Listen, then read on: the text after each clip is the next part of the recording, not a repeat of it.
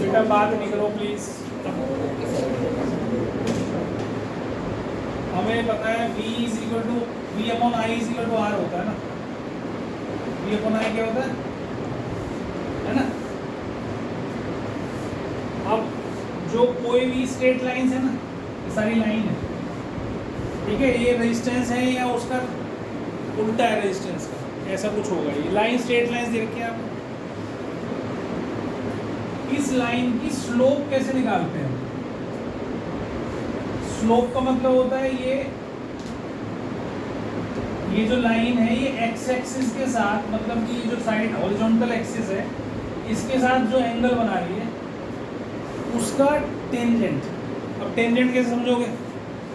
Tangent समझो पहले। हमारे को ट्रिग्नोमेट्रिक रेशियोज पढ़ने हैं अभी। हमारा अगला जो सिमिलर ट्रायंगल के बाद हम शुरू करेंगे। तो 6 ट्रिग्नोमेट्रिक रेशियोज होते हैं। 9th में यूज करे थे कहीं पे किसी ने साइन कॉस टेन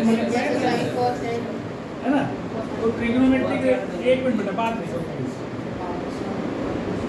एक मिनट। ये थीटा है, मान लो ये एंगल है इनके बीच में, ये ABC।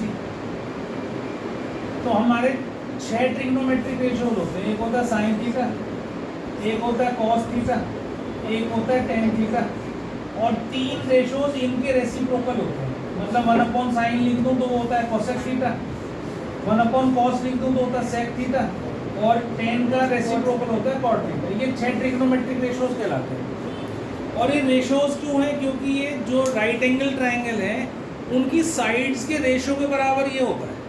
ठीक, जैसे फॉर एग्जांपल अगर मेरे को साइन थीटा निकालना है तो वो AB अपॉन AC होगा। अभी सब समझाऊंगा जब करेंगे। AB अपॉन AC होगा। इसको हम परपेंडिकुलर बोलते हैं, इसको हम बेस बोलते हैं, इसको हम हाइपोटेन्यूज बोलते हैं। तो AB अपॉन AC मतलब परपेंडिकुलर अपॉन हाइपोटेन्यूज। अभी सिर्फ ये समझा रहा हूँ रेशो, और कुछ नहीं समझा रहा। इसका इससे लेना देना कुछ नहीं है, बस पर tan क्योंकि पता ही नहीं है तो tan समझा रहा हूँ, ठीक है। तो ये बेस अपॉन हाइपोटेन्यूज होता है, ये cos जो है बेस अपॉन हाइपोटेन्यूज, और ये tan होता है P/B, मतलब this upon this. Sine upon cos को हम tan बोलते हैं, ठीक है। तो ये ट्रिग्नोमेट्रिक रेशियोज होते हैं जो हमारे को पढ़ने हैं अभी। उसी टेन थीटा का, और टेन थीटा कोई जरूरी नहीं कि आप इसमें ही यूज करेंगे। इसमें टेन थीटा ट्रिग्नोमेट्री में किसी भी एंगल में यूज हो सकता है, ठीक है। पर यहाँ हम जो मैथ में पढ़ेंगे वो हम राइट एंगल ट्रायंगल का ही पढ़ेंगे केवल, तो इससे ज़्यादा हमें नहीं पढ़ना। मैं टेन को इंट्रोड्यूस कर रहा हूँ केवल आपको कि टेन थीटा क्या होता है। एक रेशियो होता है ट्रिग्नोमेट्री के अंदर, ठीक। अब आप इसको छोड़ दो, ये आपको नहीं करना अभी। अब जो स्लोप होती है किसी लाइन की, कोई भी लाइन हो, उसकी स्लोप होती है टेन थीटा। स्लोप को क्या बोलते हैं? ये दिस इज कॉल्ड स्लोप। जो लाइन का एंगल बना उसका टेंजेंट, और वो क्या होता है tan theta? This upon this. हमेशा जो y एक्सिस है अपॉन x एक्सिस, जो वर्टिकल एक्सिस है अपॉन हॉरिजॉन्टल एक्सिस, हमेशा टेन थीटा किसके बराबर होगा? I/B के बराबर।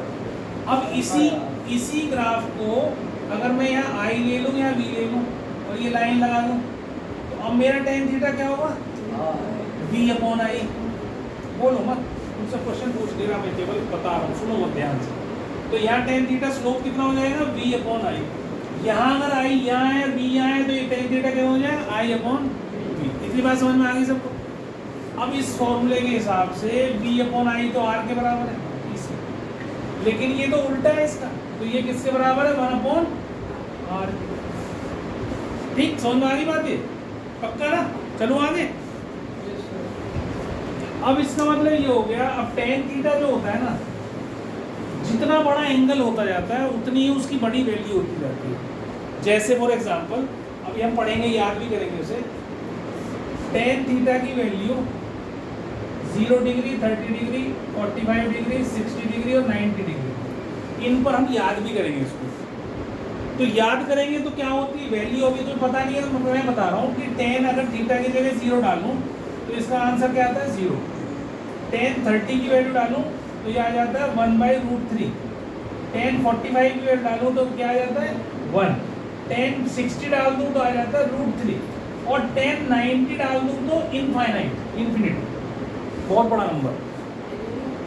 बहुत बड़ा नंबर जिसको हम नॉट डिफाइंड बोलते हैं। नॉट डिफाइंड मतलब इतना बड़ा नंबर कि हमें वैल्यू पता ही नहीं है उसकी, ठीक। और ये भी मैंने इन्फिनिटी का मतलब भी तुम्हें समझाया था कि भाई अगर हम डिनोमिनेटर में बहुत छोटा नंबर रख देते हैं तो ओवरऑल कितना बड़ा नंबर बन जाता है। वो मैंने बहुत सारे शुरू में देखा था 0 0 0 0 लगाए थे यहाँ पर शुरू में जब स्टार्ट करा था हमने, तो मैंने बताया था नीचे लगा दो 1.00000 ऐसे लिखा था मैंने 2-3 लाइन। और फिर जब हमने उसको बिना गिनती करा था 10 की पावर मान लो 23 या 24 आ गई, ये बहुत बड़ा नंबर है ना। इसकी काउंटिंग करनी तुम्हारे लिए मुश्किल हो जाएगी। समझ में आ रही मेरी बात? ऐसा नहीं कि काउंट नहीं होगा, but it is a big number, ठीक। तो उसी को हम क्या कहते हैं, इन्फिनिटी कहते हैं। इन्फिनिटी मतलब एक बड़ा नंबर जिसकी डिफाइन नहीं हम कर पाते, बहुत बड़ा नंबर। तो अब तुम ये देखना है केवल कि जितना एंगल बड़ा होता जा रहा है उतनी ही वैल्यू भी बढ़ती जा रही है। बढ़ रही है ना। यहाँ तो 0 ही थी, यहाँ 1/√3 थी, तो ये 1/√3 का मतलब 1/1.73। √3 की वैल्यू होती है 1.73। तो ऊपर एक है, नीचे छोटा बड़ा नंबर है, इसका मतलब ये 1 से छोटा नंबर है नहीं। यहाँ फिर क्या हुआ, 1 बन गया, फिर यहाँ क्या बना 1.73। तो इसका मतलब है जैसे जैसे एंगल इंक्रीज हो रहा है वैसे वैसे tan की वैल्यू भी बढ़ रही है। समझ में आ रही है मेरी बात?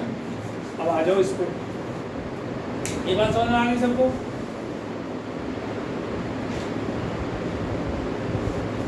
अब यहाँ tan थीटा क्या दे रखा है और ये 1/r के बराबर है। इसका मतलब क्या है, जितनी बड़ी वैल्यू r की tan थीटा की होगी, मतलब अगर एंगल जितना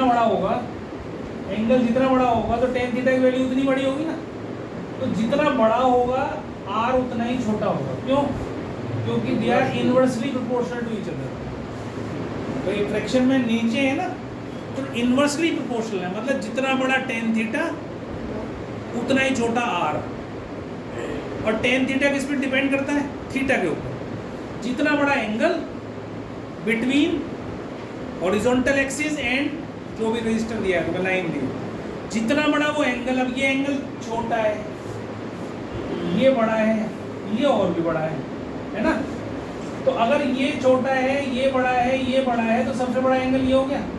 तो जहाँ सबसे बड़ा एंगल होगा वहाँ tan थीटा की वैल्यू सबसे ज़्यादा होगी और रेजिस्टेंस वहाँ सबसे कम होगा। मतलब C सबसे छोटा है, फिर B उससे बड़ा है, फिर A सबसे बड़ा है। तो हम क्या कहेंगे, RA is greater then RB is greater then.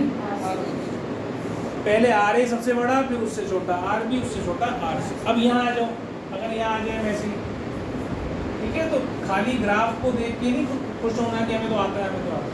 ये देखना है कि कौन सी एक्सिस पर क्या बना हुआ है।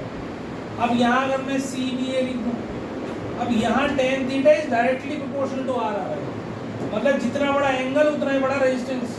अब यहाँ उल्टा हो गया, अब RC जो है वो सबसे बड़ा है, RB उसके बाद और RA सबसे छोटा हो गया। तो सबसे पहले इन क्वेश्चंस में आपको इसका रेजिस्टेंस समझ में आना चाहिए कि कहाँ पर रेजिस्टेंस ज़्यादा होगा, कहाँ पर रेजिस्टेंस कम होगा। समझ में आ गई बात? तो इसमें आपका इनवर्सली प्रोपोर्शनल आ रहा है जब I यहाँ B यहाँ है, क्योंकि हमारा जो स्लोप है tan theta that is I/V। समझ में आ गई मेरी बात? तो I/V। अगर तुम इसको भी ऐसे लोगे तो मान लो, ये समझ लो ये तुम्हारा ट्रायंगल है I, ये है V और ये है थीटा। तो tan थीटा क्या होगा, परपेंडिकुलर अपॉन बेस। ये वैसे अभी बताया था मैंने ना, tan थीटा क्या होता है, परपेंडिकुलर अपॉन बेस। तो I कहाँ आ रहा है, परपेंडिकुलर हो गई ये I/V। तो ये किसके बराबर आ गया, 1/।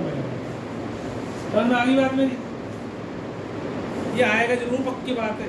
एग्जाम में एक बार जरूर आएगा तुम्हारे, चाहे बोर्ड में आ जाए चाहे तुम्हारे किसी भी एग्जाम में आ जाए, आएगा पक्का। ठीक है, ब्लू बेल्स में, लायंस में तो पक्का ही आएगा। ये मैं कई साल से देख रहा हूँ, वो टीचर देती है।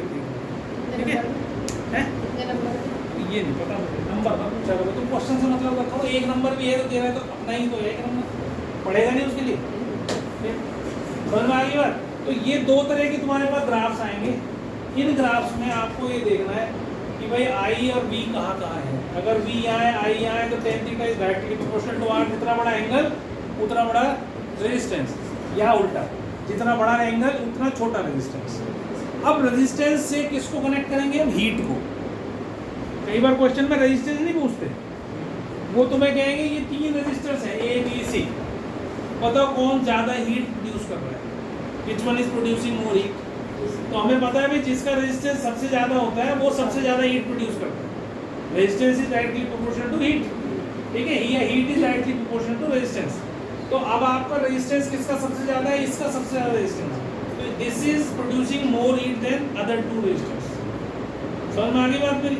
तो ये इस तरीके से हीट का प्रोड्यूस कर सकते हैं तुमसे। इसमें और क्या पूछा जा सकता है, और भी देख के बताते हैं। इसको बना लो पहले, इतना और लिख लो इसको।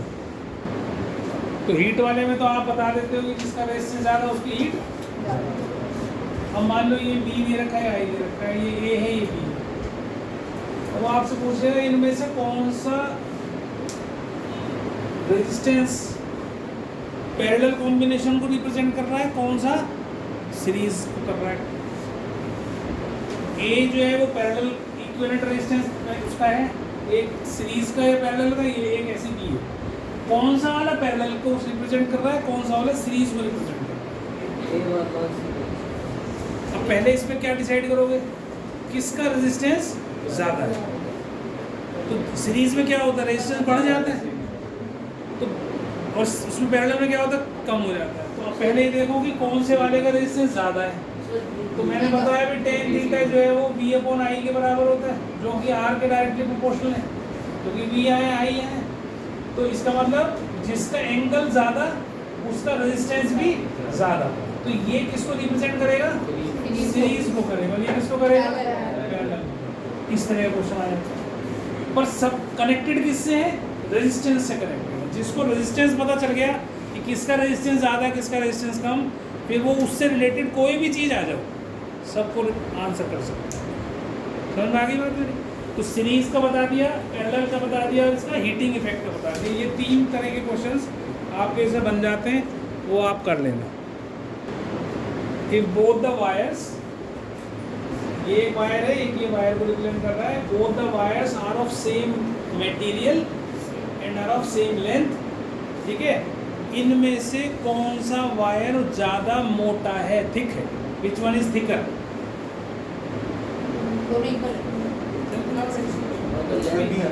कुछ भी कैसे, तो किसका जो है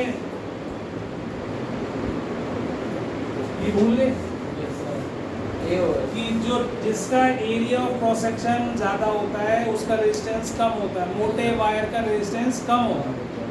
तो जिसका रेजिस्टेंस यहाँ पर कम है वो वायर मोटा है, किसका रेजिस्टेंस कम है, तो इसका मतलब ये मोटा wire, which one is thicker, मतलब ए इज थिकर देन बी। जल्दी नहीं करना, सोच के करना, सारी चीज़ें तुमने पढ़ा रखी हैं। Resistance directly proportional to L होता है। अब वो एल को भी पूछ सकता है तुमसे किसी क्वेश्चन में वो ये भी पूछ सकता है कि कौन सा लंबा है, कौन सा मोटा है, कौन सा ज़्यादा हीट प्रोड्यूस कर रहा है, कौन सा सीरीज कॉम्बिनेशन में, कौन सा पैरेलल कॉम्बिनेशन में, सब किससे रिलेट हो रहा है, रेजिस्टेंस से रिलेट हो रहा है। तो यहाँ पर इसमें हमने बताया था कि डायरेक्ट जिसका एंगल ज़्यादा, मतलब कि resistance of B is greater than resistance of A, ये बताया हमने इसमें, क्योंकि इस थीटा जितना ज़्यादा होगा उतना ही ज़्यादा आर होगा। तो इसका रेजिस्टेंस ज़्यादा होगा, एंगल बड़ा है। तो अब इसका एंगल अगर बड़ा है तो ये, अगर मैं जो दूसरा क्वेश्चन बोल रहा हूँ उस क्वेश्चन में मैंने बोला कि सेम मटेरियल के बने हुए सेम लेंथ के हैं, कौन सा थिकर होगा, कौन सा मोटा होगा। तो जिसका रेजिस्टेंस ज़्यादा होगा वो उतना ही पतला होगा। मैंने कल भी तुम्हें बल्ब का एग्जाम्पल समझाया था कि बल्ब के अंदर जो फिलामेंट लगा होता है वो पतला होता है और लंबा होता है ना। तो लंबाई से रेजिस्टेंस बढ़ता है, और पतला मतलब पतले होने से जिसका एरिया ऑफ क्रॉस सेक्शन कम हो उसका भी रेजिस्टेंस ज़्यादा होता है, क्योंकि वहाँ पे भी हीट की जरूरत है। देखो रेजिस्टेंस हर जगह बुरा नहीं है।